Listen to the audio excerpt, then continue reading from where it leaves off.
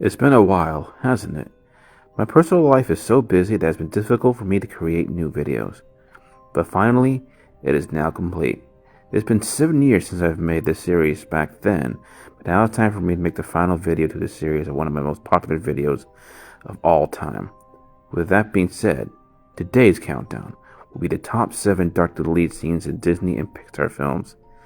The Threequel. This list will be the final video in the series until I can find more dark deleted scenes to talk about, but I hope I won't disappoint anybody.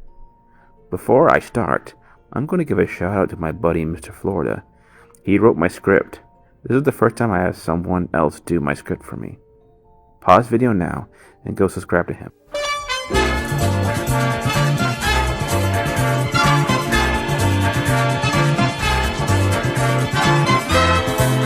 Let's begin, and I hope you enjoyed the video. Also, be out and look out for...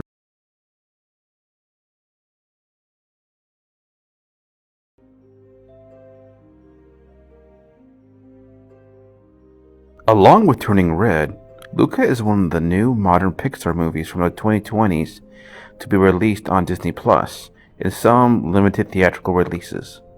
Personally, I thought it was a lot better than Turning Red for its coming-of-age story in beautiful animation. It's about a young sea monster who meets a new friend who takes himself to the surface to enjoy the summer there and learn about life in the Italian Riviera. Think of it like The Little Mermaid, but gender-bent. However, the movie has gone through many changes in development and went through many original drafts, which resulted in a lot of deleted scenes. One of them in particular being this one.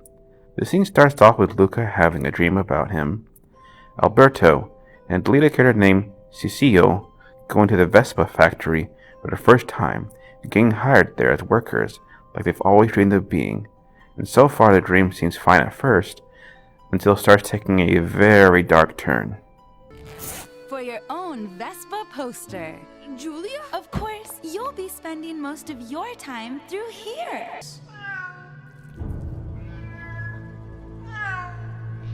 This is where we can sea monsters and sell them as cat food.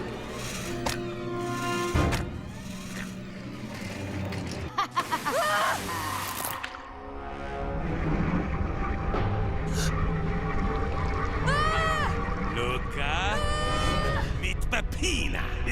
She's a beauty, huh?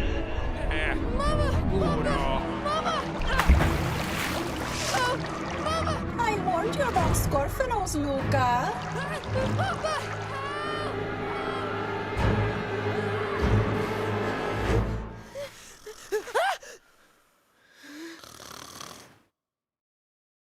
A Disney picture!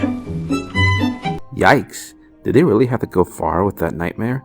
I mean, this wouldn't be out of place in a Saw movie. With its gruesome imagery of a chopped up sea monsters being turned into cat food, but what really makes it terrifying was how Luke was being taunted by his parents in his dream as he ends up being forced into the conveyor belt to the meat grinder as he forced to swim out of the pool of fish guts and blood of dead sea monsters before drowning to his death. I mean, thankfully it was just a dream, but dang, I'm glad they cut this out of the movie because it wouldn't have felt drastically different from the rest of the film, kind of like with the Cars deleted scene, Lost, but it's actually a lot more scary than Woody's nightmare.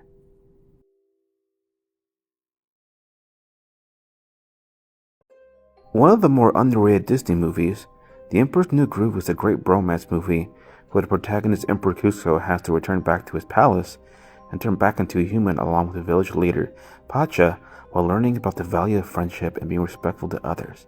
I mean, it's almost unbelievable how the movie was originally going to be a lot darker at one point, which I explained before in my Removed Disney Songs video, but this doesn't come from the original draft version, but actually came from the final film itself. It starts where Pacha walks back from his meeting with Cusco, who told his plans about making a personal penthouse right on top of his village, where he sees a demonstration of what would happen to his village after they leave. That's the general store. Doesn't this look like our village? Crush the village, make some space! Cusco World will take its place! Burn the houses, feel the heat! Wrecking stuff is really neat! Destroy!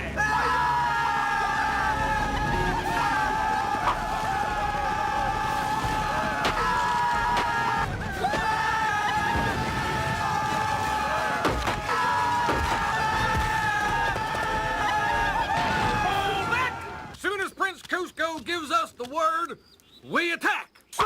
We are pumped, sir! What am I gonna tell the village? Oh my goodness. This scene is basically showcasing Cusco was going to commit war crimes on his own people just to make a literal vacation home. I'm almost surprised that no one talked about this scene. I mean, this is terrifying. Heck, even my friend thought it was terrifying, but thankfully the directors decided to cut it. And personally, I'm glad they did this because it would have taken away a lot of Cusco's likability. It also would have been out of place for this film's overall message and tone. I mean, I guess this is what would have happened if Cusco decided to let Pacha fall to his death at that bridge, or have him imprisoned before turning a new leaf by being kind to others. Stuff like this would have made every dictator in the world and Satan be terrified hearing the name Emperor Cusco. Burn this village! Burn it to the ground!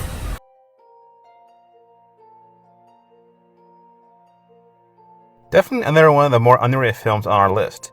Bolt is a fun little adventure about the titular dog, who is the star of a hit TV show that after getting lost out into the real world, he has to go on a journey along with his two friends, a stray cat named Mittens and a hamster named Rhino, while trying to get back home to the one he loves, who's his master Penny. But throughout the film, Bolt has to come to terms with the realization that he's not really the super dog as he was in the TV show.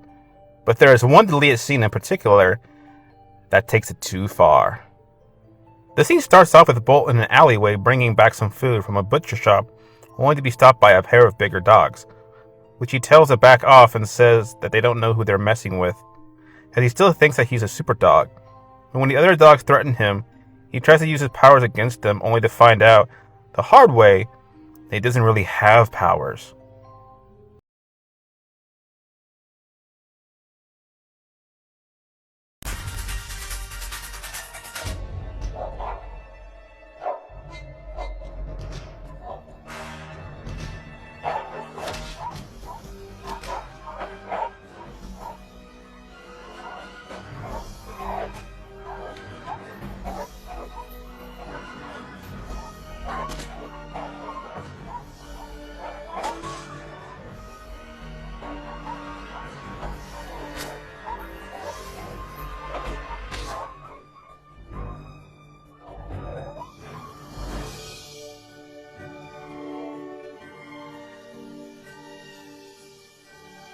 Talk about overkill.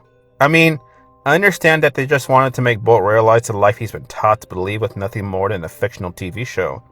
But did he really have to get jumped by a group of stray dogs and become badly injured from them? Like, geez, well thank God he didn't go through this idea, because learning the truth after escaping a dog pound was already enough. Fun fact, did you know the film originally was going to be a lot more bizarre at one point, and was originally written and directed by Chris Sanders, who is known for another film on this list, which will come up right now, but the film ended up being changed, which in turn causes Chris Sanders to leave to work with DreamWorks with their hit film How to Train Your Dragon. But anyways,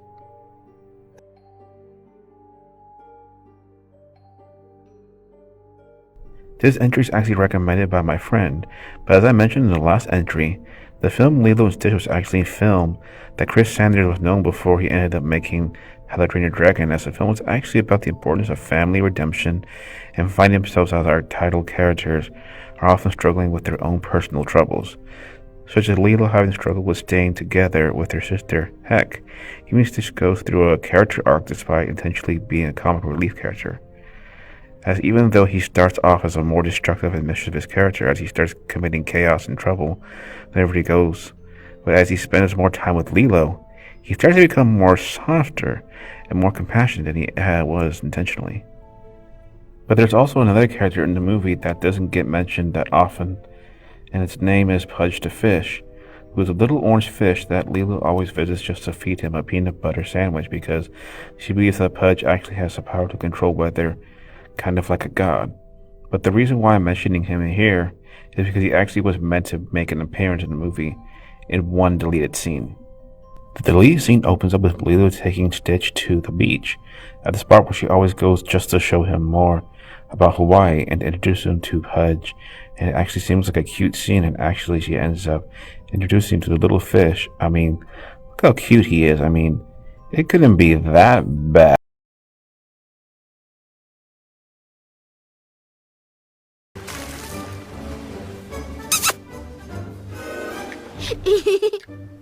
He has a peanut butter belly. Here, now you kiss him.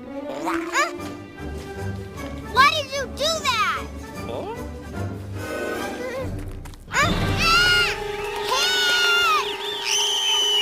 Stitch, help me! Stitch, help!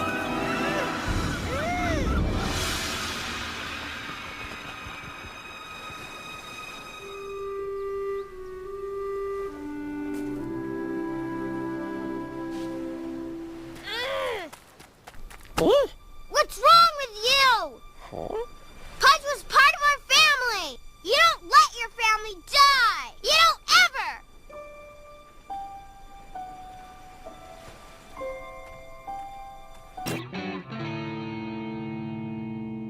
I thought it was just a nice and cute little scene, but why did Stitch decide to kill Pudge? That's just messed up. Even Lilo was shocked and devastated by it, but what really makes it all the more tragic was when, afterwards, Leo decides to take Pudge to the grave of her parents and bury him there with them, as Stitch then sees what he had done and the effect it had towards Lilo. The rest of the scene plays with Lilo burying him now dead fish friend in the graveyard, where apparently Stitch ends up walking off in guilt with what he had done as Lilo finds him and asks, "You didn't do this on purpose, did you?" Yeah, honestly, I like the part of the scene because of how quiet and emotional that was as we see the graves of Lilo's parents. It gives us more insight about how Stitch thinks, but it's understandable why they cut the scene out, as similar to Emperor New Groove 1. I would actually take a lot of Stitch's likability and would have made him as a psychopath. So yeah, now I can see why my friend suggested to put in this entry. This is pretty grim.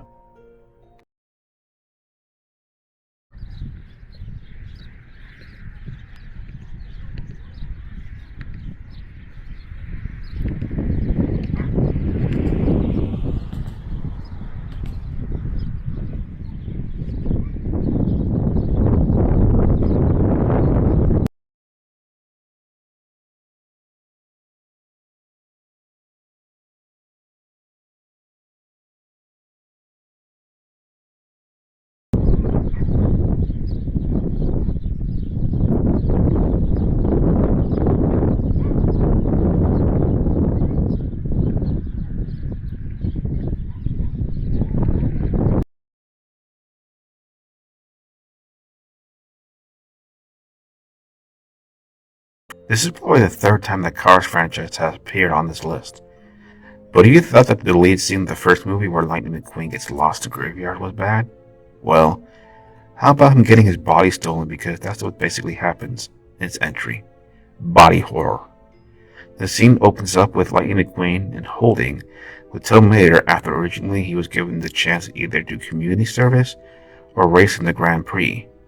Well, Lightning McQueen ends up choosing community service. Huh, that's weird. Everything came out okay. You'll be feeling like yourself in no time. Okay, Doc, let's get him ready for community service. What have you done to me? You put my engine in a steamroller? You asked for community service, dummy. No, you guys are nuts! This place is crazy! What makes this scene even worse is the fact that they even show off Doc Hudson, Sarge, and even Mater being ruthless at him about his predicament and taking a lot of pleasure of seeing him suffer as he's forced to pave roads. And to add more salt on the wound, Mater decides to steal Lightning McQueen's body and basically just stole his identity as a helpless McQueen unable to do anything about it. The rest of the scene plays with Mater because leaving with Lightning's body, and Lightning lets out a blood-curdling scream of terror.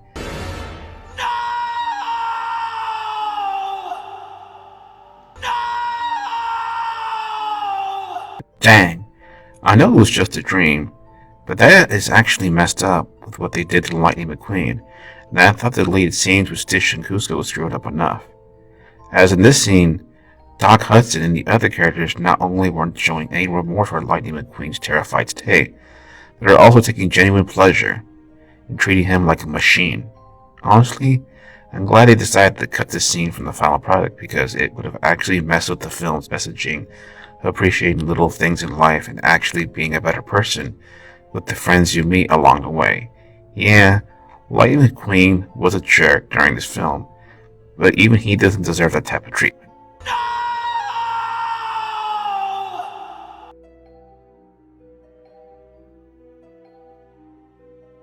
Being one of Disney's more darker movies alongside Tarzan, Mulan, and The Hunchback of Notre Dame, Pocahontas has basically become one of Disney's more controversial films, though simply not just because it was based off a true story, but also because of the fact that the movie has lots of serious themes of racism, prejudice, and war.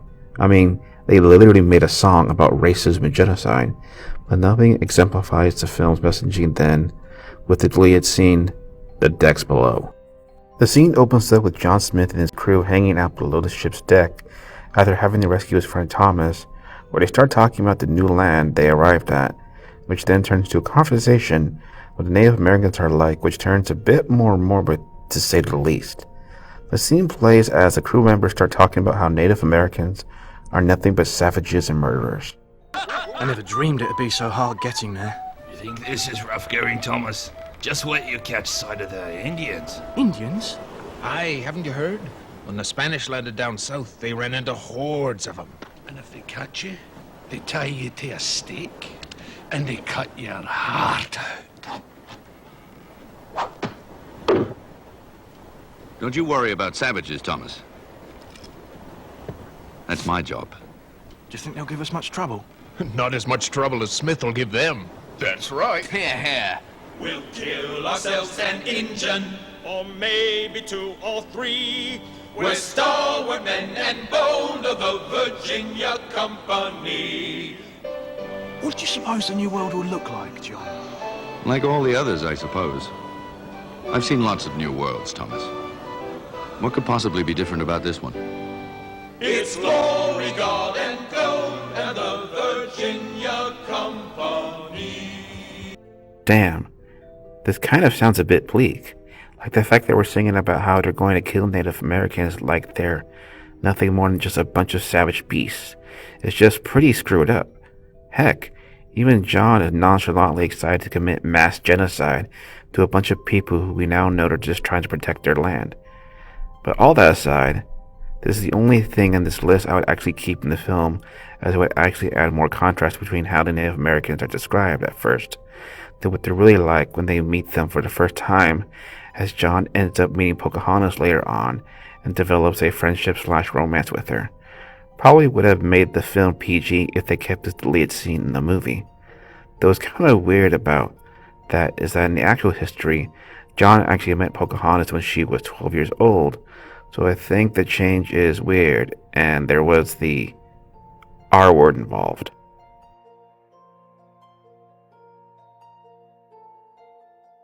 This is probably the darkest entry on this list. It's actually from one of Pixar's more wholesome films, despite taking place in a dystopian future. WALL-E's actually a light-hearted, wholesome film, which centers around a titular robot who, after living alone all his life on a desolate earth filled with trash and junk that he collects, he ends up meeting another more sleek and advanced robot named Eve, who was tasked to come here on Earth to find source of life here, and which he ends up falling in love with and follows her to a spaceship where the last humans reside. She was sent by humans who originally were from Earth, but as we can see, it didn't used to be this way, with a showcase and deleted scene on how it became like this. The scene shows the original design of the villain Otto, who is exploring the empty computer room that holds the archives of what happened. Greetings, Starliner captains. Operation Recolonize is well underway. Our WALL-E trash compactors are hard at work cleaning up. At the end of your 5-year cruise, your ship's Eve probes will be deployed on annual tours of Earth to verify proof of life. Once confirmed, your journey back home will commence immediately. Yes, well, work down here is progressing a little slower than we would like. I'm afraid we're going to have to extend your cruises a few, years. We have received similar reports of slight bone loss and microgravity from the other Starliners. But our top, by and large, scientists assure me that this is a temporary side effect. No one's gonna lose their bones. Attention all of balance. Rising toxicity level. Life unsustainable on Earth. Aborting all cleanup efforts. Continue your cruises. Indefinitely. Hazardous passengers. Also no. Do not start a panic and do not return to Earth. Repeat, activating code A113.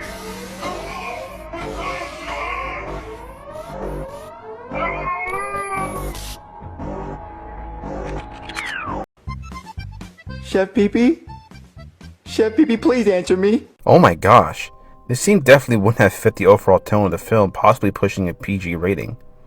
This scene is terrifying because the fact that it shows us that this could actually happen to our world if we're not careful, as the film shows us that it used to be a vibrant, beautiful, and lively place to live, and where we can roam free and do as we please. But all this changed when we took it for granted, as it starts getting polluted and expanding on more land, which too much technology to the point that it's no longer inhabitable anymore. This is a shadow of its former self, and at the end of the day, we only have ourselves to blame. Though honestly, I personally think they should have kept the scene to show the viewers what would happen if we keep disregarding the earth like this, to better teach us that we should respect and preserve our world and its nature. But at the same time, though, I understand why they cut this scene now, because it would have been too frightening for children to see. It would have been too powerful for them to wrap their brains around. But I think this film did a great job with its themes on environmentalism, pollution, obesity, and even nostalgia, which makes this film even relevant to this day. I'm sorry, I need to drop something.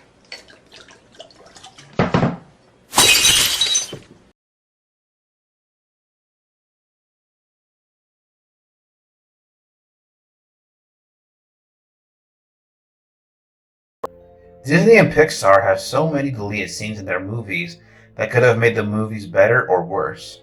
It's amazing what it could have been if the deleted scenes in the movies were utilized. But in an alternate universe, these deleted scenes are used and are the default movies. For those who stayed here, I'm glad you made it this far in the video. Apologies if I have been a lack of content lately, aside from YouTube Shorts. I've just moved out of my family's house with my wife, and life has been getting better. I have bigger plans with this channel in the future. I also want to thank my friend Mr. Florida once again for making a script for me. Check out his YouTube channel when you have the time. I think there are 2 or 3 episodes left of this season 7. I have a new video after this one that'll be like no other. With that being said, hopefully I see you all in the next video, and cue the outro.